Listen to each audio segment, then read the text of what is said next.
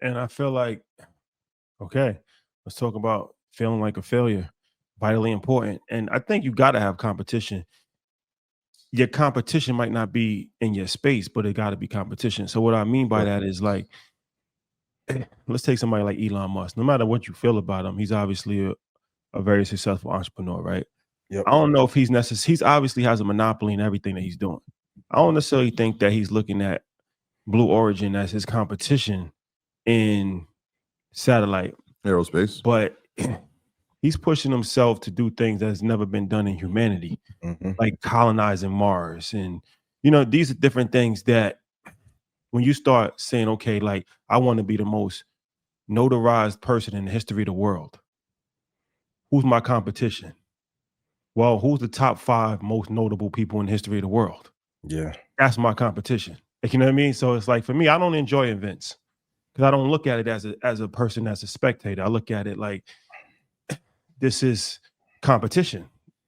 So it's like even yesterday we go to the event, I'm not enjoying the event like a regular fan. Well, how can we scale to Exactly. That so I can't even fully enjoy it because I'm not looking at it from a perspective of I could truly care less, to be completely honest with you about it. But I'm looking at it from a perspective of like, how the hell they get 80,000 people in here? What would it take? Is that possible? Is that humanly possible? What is the cost? How much money are they actually making from sponsors? Like, you know what I mean? Like, what does it take to run this operation at this level as far as a stadium, 81,000 people, and you got 150 different people doing security checks at every aisle, and then you got New Jersey state troopers and they shutting down the highway because Trump is there. Yeah. That's not competition in the space because it's like what we're in as far as InvestFest, obviously, we're not doing sporting events. So somebody will look at that like that's not really a competition because you're not even in the same lane. Well, I don't look at it like that. I look at it like the whole world is your competition. If you can't get inspired, you got to get inspired by something, even if it's not something that you're not directly related to. Because like you said, at one point, IBM was the biggest company in the world. And they was known for having the golden parachutes, and it was everybody's dream to work at IBM. You ask somebody at MIT right now if their dream is to work at IBM, that would probably be a failure. If they worked at IBM, that's like the last thing on their list. But at one point in time, that was the premier place to be. What happens? It's like you got to study history. Empires fall because of negligence. Most empires fall because of infighting and negligence. That's a great point. So it's like, you can't get complacent, whether it's Rome, Greece, Egypt, like, and we're seeing it happen with America now. Once you start to get complacent, you got to have a healthy level of paranoia. China has that. China has that, right? You got to have it extremely, and that's just everybody's different. But I feel like for me personally, there's a certain level of toxicity that you have to have within you if you want to be exceptional. Tell me more. Paranoia, that's toxic, right? Like feeling like you're a failure, that's toxic. Always wanting to be better than somebody else that's not even in your space, that can be considered toxic. Well, all of these people are toxic people. Everybody that's been great has been toxic. Whether it's Michael Jordan, whether it's Steve Jobs. Steve Jobs, God rest his soul, super toxic. Everybody not the best moral example. Because if you put everybody, then that the highest levels. Let's look at sports, right? You got Michael Jordan, who's considered the greatest of all time. Most people would say that he had a lot of toxic traits. Tiger Woods, who's considered the greatest golfer of all time. Most people would say he had a lot of toxic traits. Michael Jackson, who's considered the greatest entertainer of all time. But then it becomes subjective, though, right? Right, and we had this conversation like candidly about. Notice a trend here, Ian. Like no, I'm not. I'm not arguing the fact that there are successful people who have those traits. I'm saying that not when you say everyone, then somebody might literally think you mean every person, right? Because somebody might look at LeBron and say, like, we haven't seen the toxic trait in him, or we've never encountered him at. Well, I'm not saying that it doesn't exist, right? We ain't exactly. We haven't seen. Hey, Rich, zoom into them on that. Nah. We're not gonna do that. Shout out to Bron. We're not gonna do that. But I'm not even criticizing Kobe. We know Kobe was rest in peace. We know he was crazy. But again, not Mamba mentality. Has it been a pathway for Mike Tyson? I'm just saying, has it been a pathway for some people? Absolutely. Does it have to be the pathway for everybody? I don't agree with that. Well, level, does it take that? I can only speak for what works for me personally. Yeah, because I can't give a roadmap for somebody else. No, I'm not saying like, that you so- are. so But somebody- here's what I'm saying by that, right? You said when you say everybody, right? Because I would say like I don't have those traits. Would people look at me as successful? They probably would, right?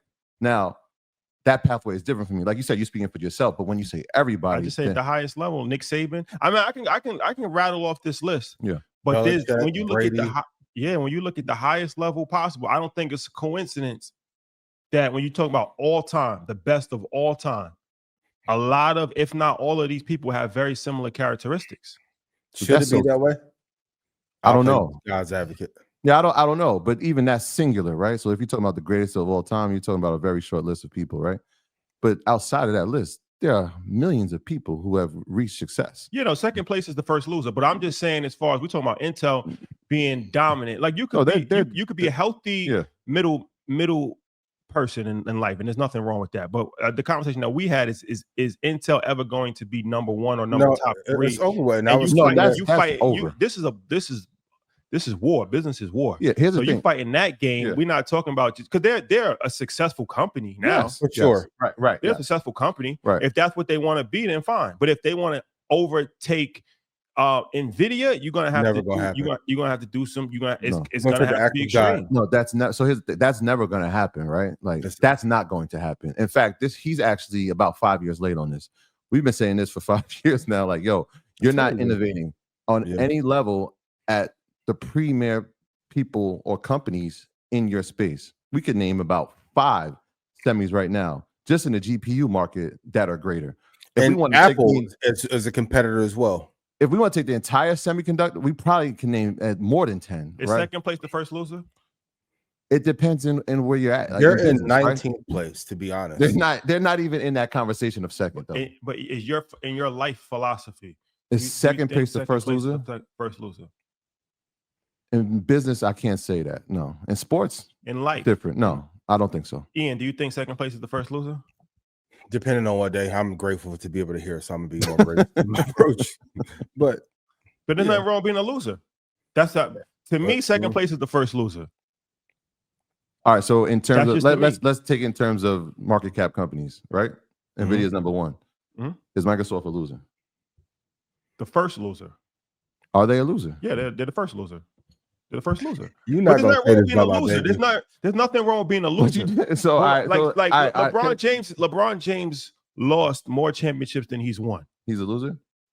And I'm just saying that sometimes he's a winner, sometimes he's a loser. He's played both positions. All right. So, but he's going to be considered the second, third, first best player of all time, right?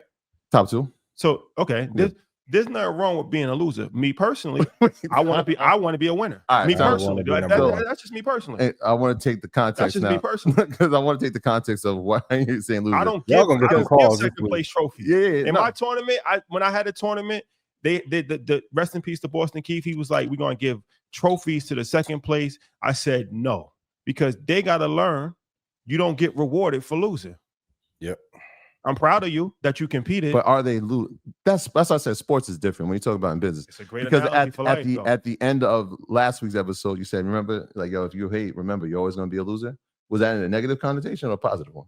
Loser's a loser. Loser's a loser. But I'd rather be the first loser than the last loser. If we're running a marathon, I'd rather be the second person than the 148th person. Me personally. But I'm still a loser. But I'd rather be the second place loser. I'd rather be the second. I'd rather be the first loser. Is that loser different from the one you're referring to? Absolutely. Because if you're there's tiers to loser. There's tiers to losing. There's levels to losing. No, I'm saying loser. Yes, people. If you're not winning, if you didn't win, then you're losing. Well, I'm just saying there's losing. There's tiers to losers. No. There's losing, and then there's a loser. Hello. A loser is chronicle. Now that's a life habit that you've made a decision. And right. you consider you're a loser in life. You can lose. Anybody can lose. You can lose a match. You can lose a place. That doesn't necessarily make you a loser. Habitual habits. You can rebound. Intel has now you because if you just said that the second place is the first loser. For that one particular thing, would you always come back next year? Microsoft might next year they could be first place. They could be first place next week. Exactly. You know what I'm saying? Yeah. So if this healthcare AI move, this is how we can end this conversation. Losing is temporary. Loser is forever. Don't be a loser. Don't be a loser. A loser. Don't be a loser. Broadcom has never been number one in market cap. Okay. They probably won't. They probably won't be. Google has never done that either. Loser? I mean, that's a bitch. That's 20 years plus. And that's one category. You could say Google is the number one search engine. They've been a winner in the history. No, I'm just talking about in market cap. Yes, categories can change. Yeah. I'm saying in terms of market cap. I think market cap can be subjective, but you have category leaders. The issue with Intel was America's company, and they went to damn near 12th place in the public service announcement. Old boy who wrote on my YouTube comment, please issue me a public service apology. When I screamed this for the last 4 years. So somebody was hating on it? No, it's like you don't know Intel. Yeah. Like, in terms of Intel, bro, they're not going to be in the crazy top part 5. is their CEO back in the day, Andrew S. Grove, wrote only the paranoid can survive. And Intel did not listen to what he wrote in that fucking book. Yeah. That's a fact. The amount of capital, the amount of infrastructure they would need to compete, the United States government is not going to be able to help them at this point, right? They were the largest receiver of allocation for funds for infrastructure. They got the largest amount. Yeah, it's not going to bring them back. Y'all should have gave that money to Tesla, despite his. Nah, they don't need no more. They have plenty of other companies. How do you get back to your 09 lows with government subsidies? What? How you mismanage that? Okay.